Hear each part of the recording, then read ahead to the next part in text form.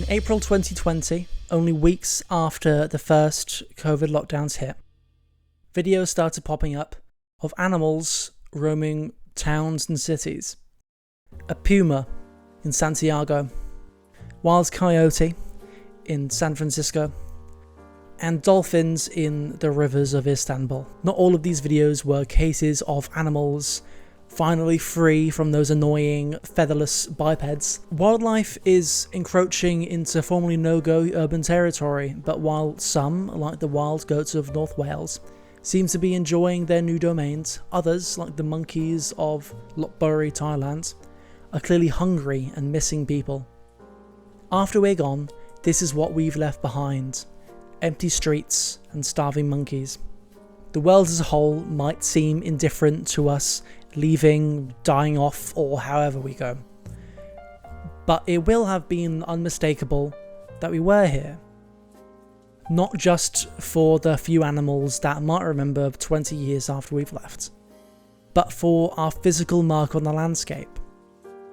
Rocks dug up and moulded into monuments, and oil sucked out of the ground and put into the air and atmosphere.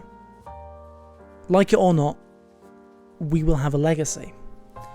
But how will those who come after us be able to tell that we were here without analysing tree rings and ice cores? After the jump to humans, and then spreading through infected crops and then later bites and spores, the Cordyceps virus quickly infected 60% of the world's population. The fungus infects and grows in a live host, and after 48 hours, the host loses their higher brain function, leaving the runners mindless and hyper-aggressive. In 2 weeks, the fungus grows over their heads, reducing their eyesight and making the stalkers cautious, relying on stealth to get into close quarters with their prey before they attack.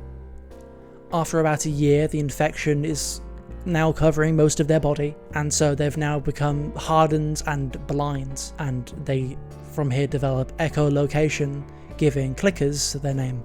If the infected live for more than 10 years, they develop hardened plates across their whole body, making bloaters very strong. When the fungus does eventually kill their host, the body grows fungal stalks, releasing infectious spores.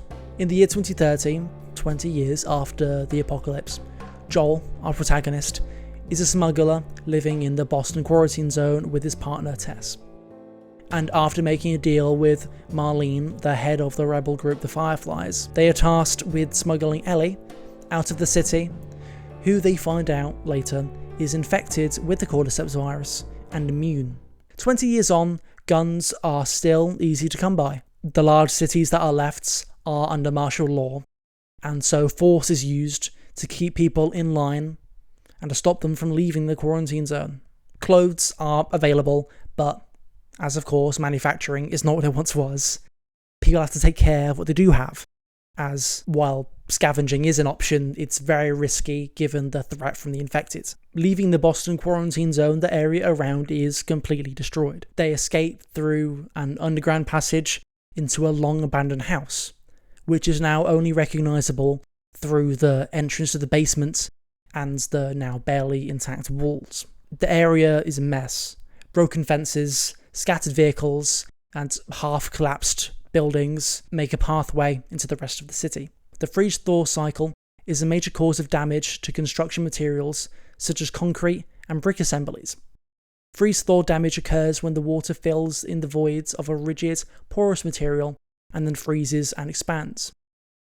And in the case of a post-apocalyptic Boston, roads and bridges are barely usable. Skyscrapers are falling apart and many are literally leaning towards their eventual collapse. The buildings that are left standing are mostly the same as they were left 20 years ago. The furniture still barricading the walls from the infected that have since moved on. Many of the buildings are populated by the remains of people who died without becoming infected. In safer areas you can find what people left while passing through. Medicine, empty bottles, and if you're lucky, a note to tell you who those people were and what they were doing. After a failed drop-off, Joel takes Ellie to his brother Tommy's in Wyoming. who he hopes can help them meet the Fireflies. Cars are as abundant as before, but working ones are far rarer. But still, Joel and Ellie manage to get a working car through somebody who owes Joel a favour. In Pittsburgh, they are ambushed and forced to abandon the car. Pittsburgh is far greener and flooded than Boston, but is similarly falling apart. All inhabitable areas are scavenged to death and inhabited by the hunters. They meet the brothers Sam and Henry, but lose contact with them in Pittsburgh.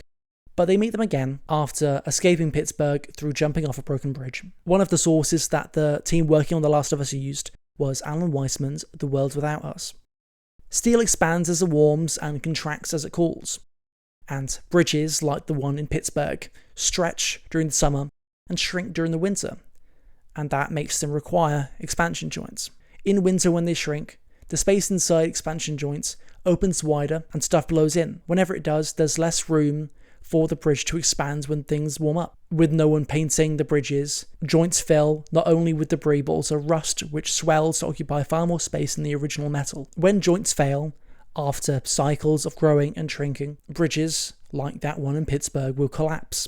Joel wakes up on a beach with Ellie, Sam and Henry, next to a washed up boat, now covered in sands and paint peeling off. They find an entrance to the sewers and continue on together. The sewers are largely clear. Broken pipes were burst long ago, and while some of the water goes where it was already going, a lot of it pools in now flooded rooms. They escape the sewers and make it to the suburbs. The suburbs are in a fairly good condition. A few buildings are destroyed, and the paint is cracking, and there's enough black mold to give someone an asthma attack. But apart from that, it's probably the best kept area we've seen so far. They escape the suburbs and spend the night in the nearby radio tower. They leave Sam and Henry to go meet Tommy, who is living in a hydroelectric dam who's trying to get back up and started with his wife. Tommy says that the Fireflies have a lab in the University of Eastern Colorado where they're looking for a cure, and Ellie and Joel go to Colorado on a horse they borrowed from Tommy. When they get to the university, they find that it's been abandoned for quite a while. The entrance looks the same as everywhere else. There's weeds colonising the concrete, and vines scaling the walls of each building, but the more they get closer to the lab, the more apparent it is that the Fireflies have gone. The trademark Firefly graffiti is there, and there's monkeys, meant for experiments, roaming the grounds. And when they get to the lab, of course, it's the same story. The Fireflies have moved on. They find the whereabouts of the Fireflies through a tape recorder. They're in St. Mary's Hospital in Salt Lake City, and they arrive there a few months later. Salt Lake is filled with scattered vehicles, old walls and barricades once used for the infected, all covered in greenery, just the same as the cities we've seen before. The hospital, now only populated by Fireflies, is in a good condition. It's darker than usual because there's no power since the apocalypse, but from that, it's the same as before. Later, Joel and Ellie drive back to Tommy's in a car. While the changes to the physical environment in The Last of Us fit humanity's influence into a natural cycle where nature will eventually take back over, the changes seen in Fallout show humanity's influence may be too great to be undone so easily. By 2077, the Sino-American War has been going on for about 10 years, and it's apparent to nearly everybody that this war's going to end only one way. Anxieties about the future and the fate of humanity have been constant since the Euro-Middle Eastern War began in 2052, and Vault-Tec, an American government contractor, had began building their vaults soon after. Project Safe House was meant to protect all of the American population, but with limited funding available, only 122 vaults were commissioned. The bombs fell on the 23rd of October 2077. Those who found their way into the vaults were told to leave when radiation levels were safe, but many shelters failed a long time before then. Vault-Tec did have the technology to make their vaults last hundreds of years, but the majority of these vaults were designed to be psychological experiments with data sent back to what would be left of the American government. Pre-war items are common in the wasteland. Books and pre-war money are found in buildings, but the money is all but useless now that the survivors of the apocalypse have turned to using bottle caps as currency. Canned food and bottled water is found, but a lot of the bottled water has been poisoned by radiation. The most apparent remnant of the pre-war world is the bomb in the centre of Megaton in Fallout 3. The bomb is a holy site for the Children of Atom, a religious group that believe each atom contains a universe, and so the splitting of an atom creates a whole new universe. The player can detonate the bomb, destroying Megaton for up to 1,000 caps. Not all people found in the wasteland are from the vaults. Robert House, the founder of Robco, grew up around the Vegas region, and as Robco grew into one of the most profitable companies in the world, he was in the room when a lot of the major decisions were being made, and so he could make preparations for when the bombs dropped. As the bombs fell, he put himself in a life support chamber and hooked himself up to a supercomputer to control a vast array of robots that he can use to build an empire in the post-apocalypse. Many structures have been repopulated. Arthu is a partially collapsed overpass in Fallout 3, inhabited by the family led by Evan King. A common naming convention in the Fallout world is where places are named by nearby deteriorated signs, and Arthu is one of these, being named after a sign that once said "careful." And another popular example is Novak in Fallout New Vegas, which is a motel that was given its name by a deteriorated no vacancy sign. House, based in his Lucky 38 casino, came out of the woodwork in 2274. With his legion of Securitrons, he enlisted the help of 3 raider tribes, renamed the 3 families, and together they established New Vegas with House as its CEO. Rebuilding Las Vegas acts as preserving the cultural heritage of a pre-war America. Cultural heritage is the legacy of physical artifacts and intangible attributes of a group or society that are inherited from past generations, maintained in the present, and bestowed for the benefit of future generations. New Vegas maintains American cultural traditions of capitalism, gambling, and paying for sex work. Newer settlements in Fallout use scrap metal, characterizing the post-apocalyptic setting. And this is seen in New Vegas, which uses scrap metal for the surrounding walls. New Vegas, not just the buildings but the scrap and loose rubbish, acts as heirlooms from past generations. Family heirlooms are far more than just objects. They are treasures laden with history, memories, and the essence of previous generations, and serve as tangible connections to our ancestors, embodying the legacy and love of those who came before us. New Vegas acts as an attachment of the residents of the Mojave to pre-war society, whether they like it or not. The Brotherhood of Steel is a military faction set up in the aftermath of the Great War by Roger Maxson, which tasked itself with the preservation of pre-war knowledge and technology. But over time they began to resemble a religion as much as a military, as Maxson was deified and the beliefs becoming more dogmatic and disconnected from the original purpose. Instead of the Brotherhood preserving information for the benefit of humanity, now they only really focused on military technology, and sharing this with outsiders was deemed as treason and met with execution. The Brotherhood's original mission to help and protect survivors was now more influential on their propaganda than their actions as they grew more powerful. So with religious militarism and the mythologization of past glory and need for growth and power, I guess you could make connections to the modern day. Oh shit, I'm meant to be doing escapist media analysis, aren't I? Shit, I guess it's my fault for using Fallout as a topic. Anyway, even though Fallout sees humanity being more scattered, they still remain. Adventure Time, on the other hand, sees humanity on the edge of extinction. The Mushroom War took place 1,000 years before Adventure Time began, and ended with a nuclear war coinciding with a comet making a large crater on Earth. Near the end of the war, a mutagenic bomb, which resembled the Fat Man bomb, went off, unleashing the essence of the Lich, which was deposited on Earth by a comet millions of years before, into the resulting waste, where the Lich would possess a person who fell into the waste. And the Lich is the main antagonist for Adventure Time, and is the manifestation of the inevitable death of all things. Before the show began, the Lich was defeated and encased in amber by the hero Billy, but then he would escape as he would possess a snail to crack open the amber he's encased in, letting him fly away to his lair to regain his powers. The Lich's lair is an old subway station resembling those in New York, with the surrounding area being the uninhabited remains of a city. However, Prince Bubblegum calls his lair a tower, implying that a tower was once connected to what is now left of his lair. In the lair, the Lich uses his well of power to regain his powers, and the well appears to be an old subway turnabout, filled with toxic waste from an overhead pipe, likely left from the Mushroom War. The Mushroom War devastated human populations, leading to their near extinction, and the world after wasn't much safer. Vampires hunted humans for their bloods, and rainicorns hunted them for their meat.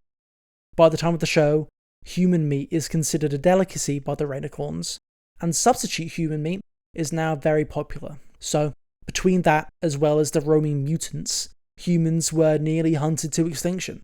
So humans were forced to escape the continent of Ooo, and one of the remaining tribes reached islands southwest of Ooo, founding new colonies, vowing never to leave and creating a robot guardian to prevent invaders as well as stop those on the island from leaving. Finn was born on the islands, but when his dad Martin was confronted by an old foe, he was forced to leave and took Finn with him, but they were separated after they were attacked by the Guardian. Finn would find his way to Ooo and would be found and adopted by Jake's parents, Joshua and Margaret. Finn and the only other human left on Ooo, Susan, go back to the islands where they find the population devastated by a virus accidentally let loose by Dr. Gross. Finn's mum Minerva has become an AI with a legion of robots helping the remaining human population. The season 6 episode Dark Purple, Finn, Jake, Marceline and Bimo wait outside Squeezy Mart waiting for the Superport machine to get the monthly shipments of Superport grape soda, which Marceline mentions she had when she was a child pre-war. Jake says they shouldn't question it, so no one goes to investigate Superport and messes up a good thing. In Buutopia, an abandoned mall in a cave near Candy Kingdom, the human tribe, a group of humanoid fish people and an actual human Susan Strong, are awaiting their monthly shipment of Superport. Susan says that she doesn't like Superport when a drone kidnaps a baby. Susan and her friends jump onto the drones after the baby and fly to the factory. In the factory, they find brainwashed workers and they battle through the factory into the head office, finding the mascot leader, Cheryl. Susan beats up Cheryl and takes the baby back and puts on the mask to tell the factory workers to destroy the factory, and the workers, thinking she's Cheryl, do. A month later, Jake's waiting for a shipment of Superport, and the shipment does arrive, but since the factory is destroyed, the drink isn't properly made, and in anger, Jake throws the drink on the ground, saying that he jinxed it. The majority of what's left after humanity is likely not factories. Amid the trees, half concealed by a spreading understory, lie aluminium dishwater parts and stainless steel cookware, their plastic handles splitting but still solid. The majority of what's left will be plastic and metal designed for use. In the season 2 episode Video Makers, Finn and Jake have a movie club with their friends, but after reading an FBI warning on one of their VHS tapes, they go to make their own film with an old camera with Bimo as the camera person. At first they were filming random nonsense, but then they decided to work out a plot. Jake wanted to be a rom-com, while Finn wanted to be an action-adventure, and they have an argument about their creative differences. After they finish, Bimo goes and edits the footage together, and when they show the film, Bimo reveals that they edited it into a documentary about Finn and Jake's friendship. Films should be rare in Ooo, but Finn and Jake clearly have a large collection based on their movie club and their knowledge of genre. Ice King also has a collection of films. In Another 5 Grables, Ice King makes the Penguins pick a film of Baby Ballet, Aeroplanes Taking Off, Blimby's Who's Got the ABCs, and Basic Mortality Season 1. He tries to convince the Penguins to watch Basic Mortality, saying, "Isn't this that show everyone's talking about? I heard this show is really good for penguins." The Penguins pick Baby Ballet, but Ice King wants to watch Basic Mortality. So they make a deal where Ice King can watch Basic Mortality if he dances like a ballerina in a baby costume. But Ice King isn't the biggest fan of the show, saying it might be a touch too dark. The large amount of VHS tapes in Ooo are further shown in the Christmas special Holly Jolly Secrets, where Jake finds secret diary tapes that the Ice King buried in a dump so that nobody finds them. Watching these tapes, we discover that the Ice King was once a scientist before the war, where he found his crown, and he discovered that the crown grants the wearer powers controlling ice and snow. After the war, Simon took care of an abandoned child Marceline the vampire, and to defend them from what was left after the war, he had to wear the crown for its powers. But the more he wore the crown, the worse his mind went.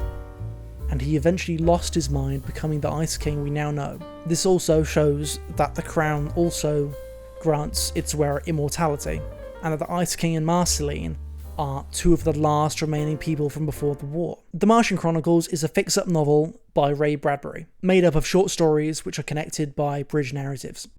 Each story is a chapter in the chronology of humanity's experiences colonizing Mars between 1999 and 2026. The third expedition is the most successful and longest lasting up to that point, but was a trap by the shape-shifting Martians who turned themselves into images of the deceased relatives of those on the mission, and the mission ended very quickly after. But the humans gave the Martians a gift very much like the Spanish colonists gave the Native Americans: chickenpox. By the fourth expedition, thousands of Martians were dead, burnt. Their bodies turned into a brittle ash. Jeff Spender, one of the 20 crew, looks into the fire built the night before. It's not right, and it's not fair, he thinks. It's like saying that the Greeks died of mumps, or the proud Romans died on the beautiful hilt of Athlete's Foot. The rest of the men are having fun, drinking, enjoying food, as Spender sits by the fire, seething, as the rest sang and danced. Until Spender stood up, went next to the loudest, Biggs, punched him once in the teeth, once in the ear, and Biggs fell into the nearby canal. Biggs was fine. He dries himself off, and Spender goes and gets a talking to by Captain Wilder. Spender and Captain Wilder go back to the party, but it's not going that well. The captain decides that some of them should go and take a walk into the city. 14 of them go with him, including Biggs and Spender. They walk slowly through the city, and they stop in the centre, taking it all in, when Biggs gags. Fluid fills his mouth. He bent over, and it all spilled onto the tiles in front of him. He does this again, no one goes to help him. Spender stared at him for a minute before leaving and wandering into the rest of the city. The rest of them go back to the rocket, expecting that he'll follow them later. But he didn't. Neither did he the week after. They sent search parties, but couldn't find him and had no idea where he could have gone. One morning, Big saw a man appear, walking towards him along the bank of the canal.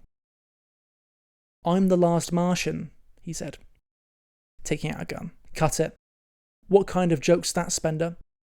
Spender shot Biggs once in the stomach, and he floated down the canal.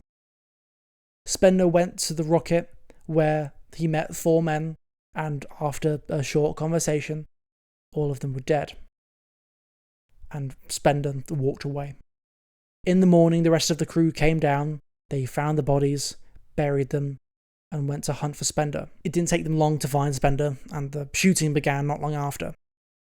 But nothing came of it, as they followed Spender through the Martian hills and cities. Spender stopped running, and he waited for them to catch up. The men formed a circle around him, and Captain Wilder approached. Spender's been reading Martian books. He's learned about their philosophy and history. He wasn't ready for all of that to be destroyed by loud American tourists just yet. I've seen what these Martians had was just as good as anything we'll ever hope to have. They stopped when we should have stopped 100 years ago. I've walked in their cities, and I know these people, and I'd be glad to call them my ancestors, but after that first killing at breakfast, I discovered I wasn't all new, or Martian after all. I couldn't throw away everything I learned on Earth so easily. Still, he wants to ensure this mission's a failure. Kill the rest of the crew, and hope they don't send anyone else. He tried to convince Captain Wilder to agree with him, taking him to a nearby city of perfect marble, but he couldn't convince him, not enough. The captain went back to the crew and attacked. Spender died. the next ship would come and Mars would be colonized. The Martians weren't fully extinct. Some shape-shifting Martians still remain, but they're a bit sparse in population. Another race still remains. They had figured out how to separate their souls from their bodies and became peaceful orbs of blue light. But humanity's existence did not end in a similarly peaceful way. One day, all the humans on Mars were called back, and they died in a nuclear holocaust. Some humans remained on Mars, but in extremely scarce numbers. After humans are gone from a virus or one of 3 different nuclear wars, our influence will still be felt. The structures we've built won't last forever, but even the dust they leave behind will still tell of our industrial past. Microwaves and stainless steel pans will litter the ground for thousands of years. Our books in archives will be found by some other people after we've gone. After we've gone, that's what's left behind. Concrete dust, steel pans, and leather-bound books. Thank you for watching. I would really appreciate it if you would subscribe. This video is very ambitious for me, maybe not in terms of length, but in terms of the scope of research. But the next video will be very ambitious, but for a different reason. I won't tell you what it is yet, because I don't want anybody else to do it before me. So I guess you'll have to wait until I upload it. And again, thank you for watching until the end of the video. Please subscribe if you would like. That would be really helpful. I would love that a lot. And I'll see you in about a month or so.